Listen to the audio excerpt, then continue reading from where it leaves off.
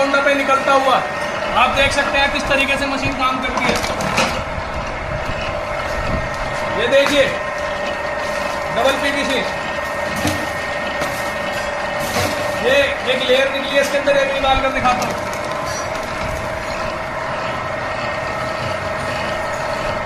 ये देखिए लेयर निकल चुकी है इसके अंदर से।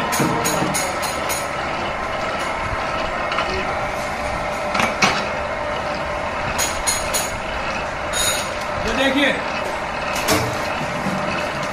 एनाकोंडा मशीन मेरा रेडी हो चुका है। किसी भी भाई को एनाकोंडा मशीन चाहिए तो मेरे से संपर्क कर सकता है। आप देख सकते हैं कितनी आसानी से माल निकल रहा है इस मशीन पर।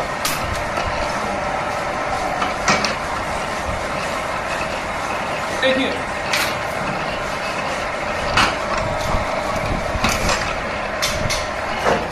ये देखिए किस तरीके से माल निकला।